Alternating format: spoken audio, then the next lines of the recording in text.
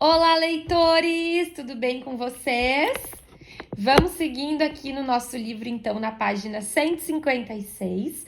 E, claro, relembrando, confere se você está inscrito aqui no canal, já interage com esse vídeo, curte ele, envia para outras pessoas, assim a gente consegue disseminar conhecimento juntos. Bora lá, então? Estou profundamente convencido de que a nossa paz de espírito e a alegria que a vida nos proporciona dependem não do lugar onde estamos, nem do que possuímos, tampouco do que somos, mas unicamente de nossas atitudes mentais. Tomemos, por exemplo, o caso do velho John Brown, que foi enforcado por ter atacado um arsenal de guerra dos Estados Unidos em Harper's Ferry e por incitar os escravos à rebelião. Foi levado para a forca sentado em cima do próprio caixão que ele estava destinado. O carcereiro que cavalgava a seu lado estava nervoso e preocupado, mas o velho John Brown conservava-se calmo e frio. Ao olhar as montanhas de Blue Ridge, da Virgínia, exclamou: "Que belo país! Jamais tive antes a oportunidade de vê-lo." Ou tomemos o caso de Robert Falcon Scott e seus companheiros, os primeiros ingleses a chegar ao Polo Sul. A sua viagem de regresso foi, provavelmente, a mais rude jornada já empreendida pelo homem. Os mantimentos tinham se acabado, o combustível também. Não podiam mais prosseguir, pois, durante 11 dias e 11 noites, as tempestades de neve uivavam sobre a face da terra. Um vento tão forte e cortante que abria profundos sulcos no gelo polar. Scott e os companheiros sabiam que iam morrer, e tinham levado com eles certa quantidade de ópio para tal emergência. Bastaria uma grande dose de ópio e eles todos poderiam deitar e entregar-se a sonhos agradáveis, dos quais jamais despertariam. Mas deixaram a droga de lado e morreram cantando sonoras canções de alegria. Sabemos que fizemos isso porque foi encontrada junto de seus corpos congelados por um grupo de homens que chegaram ao acampamento à sua procura, 8 meses depois, uma carta de despedida. Sim, se alimentarmos pensamentos criadores, de coragem e calma, poderemos apreciar a paisagem mesmo sentados sobre o nosso próprio caixão a caminho da forca. Ou então, encher as nossas tendas, mesmo morrendo de fome e de frio, de sonoras canções de alegria. Milton, em sua cegueira, descobriu que essa mesma verdade há 300 anos. A mente é sua própria morada, e dentro de si mesma pode transformar o céu em inferno e o inferno em paraíso. Napoleão e Helen Keller são exemplos perfeitos da afirmação de Milton. Napoleão dispunha de tudo que os homens habitualmente almejam: glória, poderio, riqueza, e não obstante disse em Santa Helena: "Não conheci jamais 6 dias de felicidade em minha vida." Ao passo que Helen Keller, cega, surda e muda, declarou: "Considerei a vida tão bela." Se meio século de existência já me ensinou alguma coisa, essa coisa é: nada, senão nós mesmos, pode nos trazer paz. Estou apenas tentando repetir o que Emerson disse tão bem na parte final do seu ensaio sobre a confiança em nós mesmos. Uma vitória política, um aumento em suas rendas, a recuperação de uma enfermidade, o regresso de um amigo ausente, ou outro qualquer acontecimento exterior, anima-lhe o espírito, e você pensa que lhe estão reservados dias felizes. Não o creia. Jamais pode ser assim. Nada, a não ser você mesmo, pode trazer-lhe paz.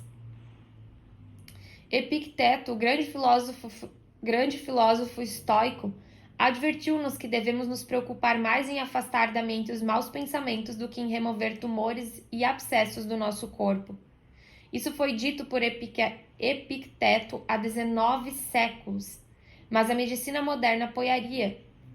O Dr. Gandhi Robinson afirmou que dentre cada 5 pacientes recolhidos ao Hospital Johns Hopkins, 4 sofriam de doenças geradas em parte por preocupações e tensão emocional. Isso se verifica com frequência, mesmo nos casos de distúrbios orgânicos. Em certos casos, declarou o Dr. Robinson, tais condições estavam ligadas a desajustamento de vida e a problemas anteriores. Montaigne, o grande filósofo francês, adotou 18 palavras ao seu lema de vida. O homem não é tão atingido pelo que acontece, mas pela sua opinião a respeito do que acontece. E a nossa opinião a respeito do que acontece é coisa que só compete a nós mesmos. que eu quero dizer? Terei acaso o desplante de dizer-lhe na cara, um momento em que você está torturado por desgostos e com nervos a ponto de estourar, terei acaso a ousadia de dizer-lhe que, em tais condições, você pode mudar a sua atitude mental por meio de um esforço da vontade? Sim, é exatamente isso que eu quero te dizer. E isso não é tudo. Vou mostrar-lhe como é que você vai fazer. Pode exigir um pequeno esforço, mas o segredo é simples. William James, cujo conhecimento de psicologia prática jamais foi ultrapassado, observou certa vez: a ação parece seguir seu sentimento, mas na realidade, a ação e o sentimento andam juntos, e equilibrando a ação, que está sob controle mais direto da vontade, podemos indiretamente equilibrar o sentimento. Em outras palavras, William James diz-nos que não podemos modificar instantaneamente as nossas emoções, apenas resolvendo fazer isso, mas que podemos modificar os nossos atos. E depois de mudarmos os nossos atos, modificaremos automaticamente os nossos sentimentos. Assim, explica ele, o caminho voluntário e soberano para a alegria, se a sua alegria já se perdeu, é sentir-se alegre e agir como se a alegria já estivesse presente. Será que dá resultado um truque assim tão simples? Experimente-o você mesmo. Ponha no rosto um grande, largo e franco sorriso. Ponha os ombros para trás, aspire o ar longa e profundamente e cante um trecho de alguma canção. Se não souber cantar, assobie. Se não souber assobiar, cantarole. Você logo descobrirá sobre o que William James estava falando. Descobrirá que é fisicamente impossível permanecer melancólico e deprimido enquanto estiver agindo como se fosse radiosamente feliz. Essa é uma das pequenas verdades básicas da natureza que podem facilmente operar milagres em nossas vidas. Conheço uma senhora na Califórnia, uma senhora cujo nome não direi, que poderia acabar com toda a sua infelicidade em 24 horas, se soubesse apenas esse segredo. Ela é idosa, viúva e compreendo essa dificuldade. Mas será que procura agir como se fosse feliz? Não. Se a gente lhe pergunta como é que está se sentindo, responde: "Oh, estou bem." Mas a expressão do rosto e a voz de lamentação dizem: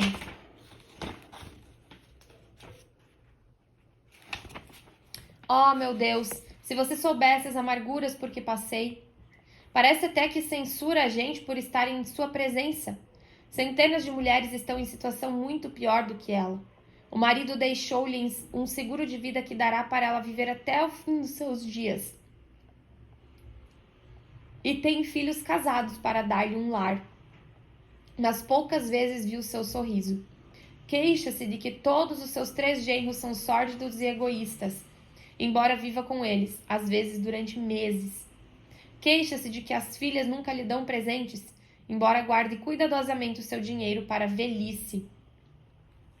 É uma desmancha prazeres, tanto para si mesma como para sua infeliz família. Mas isso tinha de ser assim? Aí é que está a tristeza disso tudo. Ela poderia transformar-se de velha miserável, amargurada e infeliz que é, em um membro respeitável e querido da família, se de fato quisesse mudar. E tudo o que teria de fazer para levar a cabo tal transformação seria agir alegremente. Começar a agir como se tivesse um pouco de amor para repartir com os demais, ao invés de desperdiçá-lo com sua própria pessoa infeliz e amargurada. Conheço um homem em Indiana, Englert, residente de Tell City, que está vivo ainda hoje por haver descoberto tal segredo. 10 anos atrás, o Sr. Englert teve escarlatina e, ao sarar, descobriu que contraíra uma nefrite, doença renal. Experimentou toda a classe de remédios e até mesmo curandeiros, como ele próprio me informou, mas nenhum remédio conseguiu curá-lo. Depois, há pouco tempo, teve outras complicações. Sua pressão sanguínea subiu, foi ao médico e esse lhe disse que a sua pressão estava altíssima e que o caso era fatal devido ao caráter progressivo da enfermidade. Seria bom que pusesse imediatamente todos os seus negócios em ordem. Voltei para casa, disse ele, e verifiquei se o meu seguro de vida estava em dia. Depois, pedi perdão ao Criador por todos os meus erros e mergulhei em sombrias meditações. Tornei todo mundo infeliz. Minha mulher e o resto da família sentiam-se péssimos. Quanto a mim, mostrava-me cada vez mais deprimido. Todavia, depois de esponjar-me durante uma semana, num estado de autopiedade, disse para mim mesmo: você está agindo como um idiota. Pode ser que não morra ainda durante um ano e, nesse caso, por que não procura ser feliz enquanto ainda está por aqui? Estufei o peito, pus um sorriso no rosto e procurei agir como se tudo estivesse normal. Admito que isso, a princípio, tenha exigido esforço, mas fiz tudo para ser agradável e alegre. Isso não só ajudou minha família, como a mim mesmo. A primeira coisa que verifiquei é que comecei a me sentir melhor, quase tão bem quanto fingia que estava me sentindo. As melhoras continuaram, e hoje, meses depois da data em que se supunha que eu estivesse em minha sepultura, sinto-me não só vivo, feliz e bem disposto, como também minha pressão baixou. Tenho apenas certeza de uma coisa: a predição do médico com certeza teria se realizado se eu tivesse continuado a alimentar ideias de morte e de fracasso. Dei, ao contrário, uma oportunidade ao meu corpo para que se curasse, e o fiz sem me valer de qualquer outra coisa no mundo senão de uma mudança de atitude mental. Permita-me que lhe faça uma pergunta. Se apenas bastou a esse homem para salvar a vida, agir alegremente e ter pensamentos positivos, de saúde e coragem, por que deveremos você e eu tolerar por um minuto sequer nossas pequenas melancolias e depressões? Por que fazer com que nós próprios e todas as pessoas que nos cercam fiquemos infelizes e melancólicos quando, para criar felicidade, nos basta apenas começar a agir alegremente? Anos atrás, li um pequeno livro que teve efeito profundo e duradouro em minha vida. Intitulava-se As a Man Thinketh e foi escrito por James Lane Allen. Eis o que dizia: qualquer homem poderá ver que, ao modificar os seus pensamentos com respeito às pessoas e às situações e as pessoas se modificam com relação a ele. Se alguém altera radicalmente as suas ideias, ficará surpreso com a rápida transformação que processará nas suas condições materiais de vida. Os homens não traem o que desejam, mas aquilo que são. A divindade que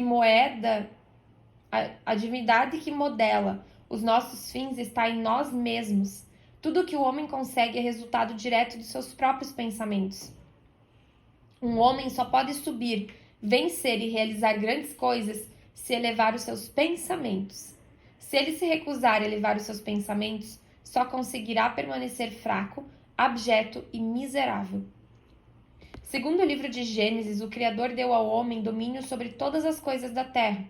Dádiva muito grande, mas não estou interessado em tão altas prerrogativas. Desejo apenas domínio sobre mim mesmo, domínio sobre os meus pensamentos, sobre o meu cérebro e sobre o meu espírito. E a coisa mais maravilhosa é que sei que posso conseguir tal domínio, até a um grau surpreendente, em qualquer momento que o deseje, controlando apenas os meus atos, os quais, por sua vez, controlam as minhas reações. Lembro-me, pois, mais uma vez, dessas palavras de William James. Muitas das coisas que consideramos como mal podem ser convertidas frequentemente num tônico bom e revigorante, bastando unicamente para isso que se transforme uma atitude interior de medo numa atitude de luta. Lutemos, pois, pela nossa felicidade. Lutemos pela nossa felicidade seguindo diariamente um programa de pensamentos alegres e construtivos. Eis aqui tal programa. Intitula-se Somente por Hoje. Considerei esse programa tão inspirador que distribuí centenas de cópias. Foi escrito há 36 anos pelo falecido Sybil Partridge. Se você e eu o seguirmos, eliminaremos a maior parte das nossas preocupações, aumentando incomensuravelmente a nossa parte do que os franceses chamam de la joie de vivre. Somente por hoje. Somente por hoje serei feliz. Isso pressupõe que o que Abraham Lincoln disse é verdade, ou seja, que muitas pessoas são quase tão felizes quanto o que resolvem ser. A felicidade vem do nosso íntimo, não é uma questão de exterioridade. 2. Somente por hoje procurarei adaptar-me às situações como elas são e não procurarei ajustar tudo aos meus próprios desejos. Aceitarei a minha família, aos meus negócios e a minha sorte como se apresentarem, ajustando-me a eles. 3. Somente por hoje cuidarei do meu corpo. Vou exercitá-lo, tratarei dele, vou alimentá-lo, não abusarei dele, nem o esquecerei, para que ele seja um mecanismo perfeito sob o meu comando. 4. Somente por hoje procurarei fortalecer a minha mente. Aprenderei alguma coisa útil. Não serei um vagabundo mental. Levarei alguma coisa que exija esforço, raciocínio e concentração. Somente por hoje exercitarei a minha alma de 3 maneiras. Prestarei um bom serviço a alguém sem que ninguém saiba. Farei pelo menos 2 coisas que não deseje fazer, como William James sugere, apenas como exercício. 6.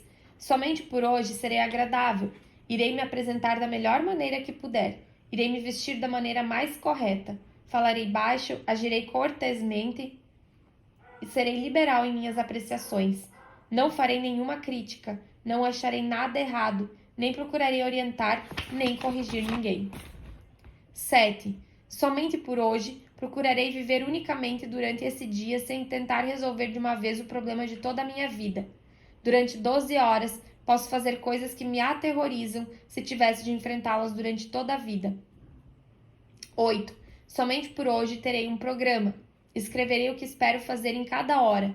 Talvez não o siga exatamente, mas de qualquer modo haverei de tê-lo. Servirá para eliminar 2 males, a pressa e a indecisão.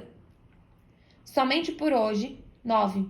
Somente por hoje reservarei meia hora tranquila unicamente para mim e repousarei.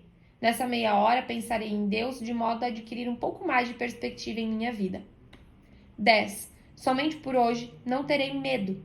Não terei medo principalmente de ser feliz, de gozar do que é belo, de amar, nem de pensar se aqueles que eu amo me amam. Se quisermos desenvolver uma atitude mental que nos traga paz e felicidade, eis o princípio 1. Pense e haja alegremente, e você se sentirá alegre. 13. O elevado custo da desforra. Uma noite, anos atrás, quando viajava pelo Yellowstone Park, sentei-me em companhia de outros turistas numa arquibancada voltada para o denso bosque de pinheiros. Decorrido algum tempo, o animal que esperávamos ver, o terror das florestas, o urso cinzento, caminhou para o lugar iluminado pelos refletores e começou a devorar restos de animais trazidos de um dos hotéis do parque. Um dos guardas florestais, o Major Martin Daly, montou num cavalo, pôs-se a falar sobre o urso aos animados turistas. Disse-lhes que o urso cinzento pode vencer qualquer outro animal do mundo ocidental, com exceção talvez do búfalo e do urso Kodiak. Apesar disso, observei aquela noite que havia um animal, apenas um, que o urso cinzento permitiria que saísse da floresta e fosse comer em sua companhia, sob o clarão das luzes. A maritaca. O urso cinzento sabia que com uma patada poderia acabar com a maritaca. E por que não o fez? Porque sabia por experiência que não valia a pena. Eu também sabia disso. Quando menino, costumava caçar maritacas de 4 patas entre as sebes, no Missouri. E, já homem, encontrei algumas maritacas de 2 pernas, pelas ruas de Nova York. Descobri por experiência própria que não vale a pena mexer com nenhum das 2 espécimes. Quando odiamos os nossos inimigos, estamos lhes dando poder sobre nós. Poder sobre o nosso sono, o nosso apetite, a nossa pressão sanguínea, a nossa saúde, a nossa felicidade. Os nossos inimigos dançariam de alegria se soubessem quanto nos estão preocupando, dilacerando-nos, desforrando-se de nós. O nosso ódio não lhes causa mal algum, mas faz com que os nossos dias e as nossas noites se transformem em verdadeiros infernos. Quem é que você supõe que disse isso? Se algum egoísta procurar tirar vantagem de sua pessoa, apague-o da sua lista, mas não tente desforrar-se, pois quanto a gente tenta desforrar-se, fere-se mais a si próprio do que o outro indivíduo. Essas palavras soam como se tivessem sido proferidas por algum idealista lírico, mas não foram. Essas palavras aparecem num boletim publicado pelo Departamento de Polícia de Milwaukee. Como é que ao procurar desforrar-se, você poderá ser ferido? Por diversas maneiras. Segundo a revista Life, isso poderá arruinar até mesmo a sua saúde. A principal característica da personalidade dos hipertensos, indivíduos com pressão alta, é o ressentimento, disse Life. Quando o ressentimento é crônico, seguem-se a hipertensão crônica e as doenças cardíacas. De modo que quando Jesus disse, ame aos seus inimigos, não estava apenas ensinando um princípio elevado de ética, estava também ensinando medicina do século XX.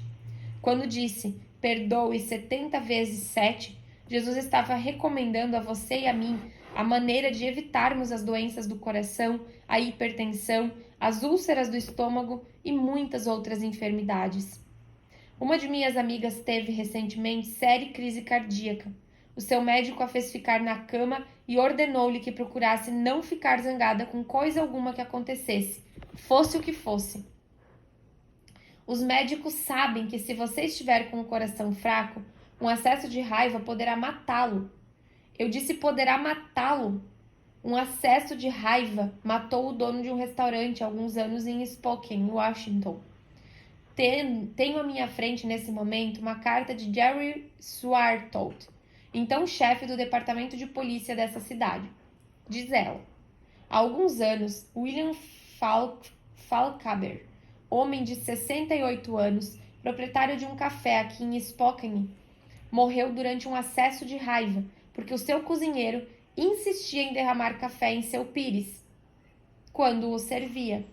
O dono do café um dia ficou tão indignado que apanhou um revólver e correu atrás do cozinheiro, caindo morto com uma síncope cardíaca, agarrado ainda à arma. A polícia declarou que o colapso cardíaco foi causado por acesso de raiva. Quando Jesus disse, ame os seus inimigos, estava também dizendo como melhorar a nossa aparência. Conheço pessoas, e você também conhece, que têm o rosto enrugado e duro pelo ódio, desfigurado pelo ressentimento.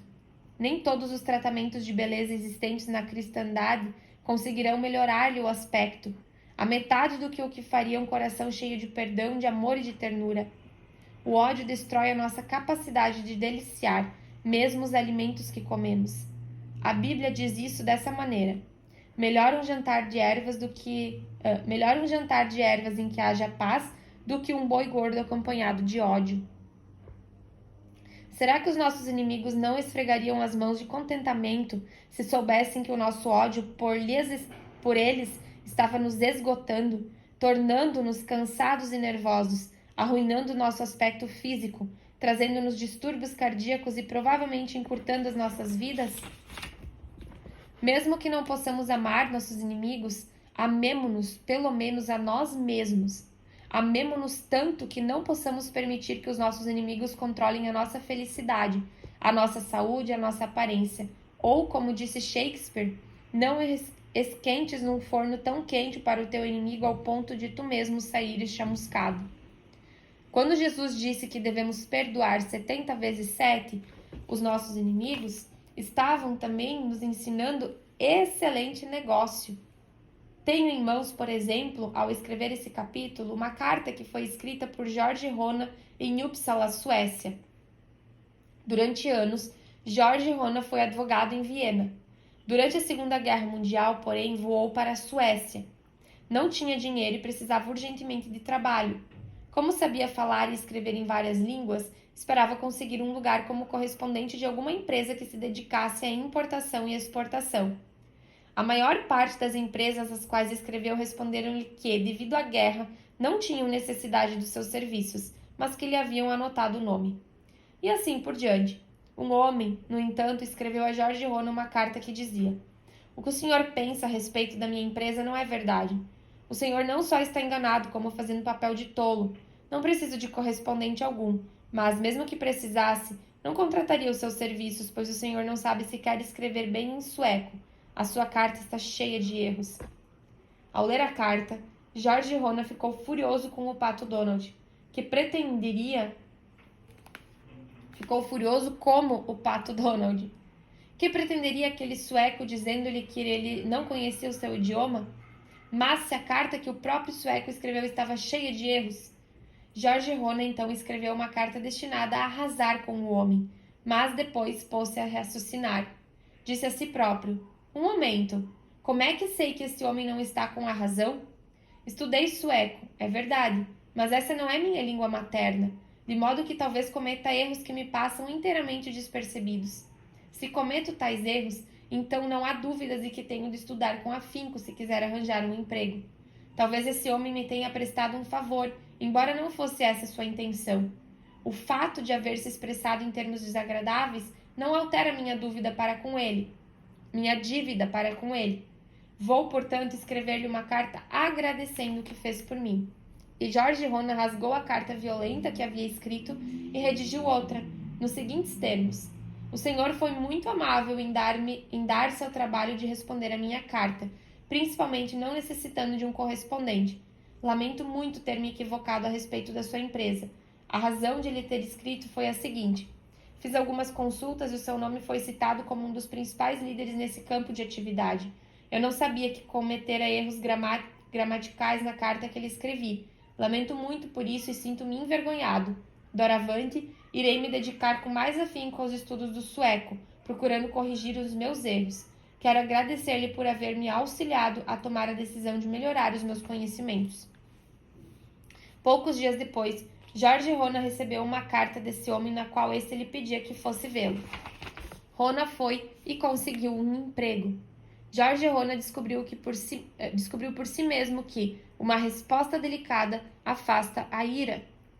Talvez não sejamos suficientemente bons para amar os nossos inimigos, mas pelo menos pelo amor da nossa saúde e da nossa felicidade, vamos ao menos perdoá-los e esquecê-los. Essa é a decisão mais sábia que podemos adotar. Que nos façam mal ou que nos roubem, disse Confúcio, não é nada, a não ser que continuemos a nos lembrar do que aconteceu. Perguntei certa vez ao filho do general Eisenhower, John, se o seu pai costumava nutrir ressentimentos. Não, respondeu ele. Papai não desperdiça um momento sequer pensando nas pessoas de quem não gosta. Há um velho ditado que diz ser idiota o homem incapaz de zangar-se, mas sábio o que não fica zangado. Isso era o que pensava William Gaynor, que foi prefeito de Nova York. Nossa, olha que incrível, né? Um velho ditado que diz: é idiota o homem que é incapaz de se zangar, mas é sábio que não fica zangado. Ou seja, idiotice a gente se bloquear e achar que não é vulnerável a ponto de não ficar zangado. Mas sim ser sábio a ponto de saber que eu posso ficar zangado. Eu tenho a capacidade de ficar zangado, mas eu escolho não ficar. Que incrível! Violentamente atacado pela imprensa marrom, foi baleado e quase morto por um maníaco. No hospital, lutando para salvar a sua vida, Gaynor disse: costumo todas as noites perdoar coisas e pessoas. Demasiado idealismo? Excesso de doçura e de pureza? Nesse caso, voltemo-nos para Schopenhauer, o grande filósofo alemão, autor dos estudos sobre o pessimismo. Ele encarava a vida como uma aventura inútil e dolorosa. Quando andava, diziam que a sua figura gotejava melancolia. Não obstante, no fundo do seu desespero, Schopenhauer lançou esse grito: se possível, não devemos sentir animosidade contra ninguém. Perguntei certa ocasião a Bernard Baruch, que foi conselheiro de confiança de 6 presidentes, se não o perturbava às vezes o ataque dos seus inimigos. Homem algum me pode humilhar ou perturbar, respondeu-me ele. Eu não permitirei. Quanto a nós, você e eu, ninguém também nos poderá humilhar nem perturbar, a menos que nós permitamos. Paus e pedras podem quebrar-me os ossos, mas as palavras não podem jamais me ferir. E paramos hoje na página 171, onde daremos continuidade na próxima leitura.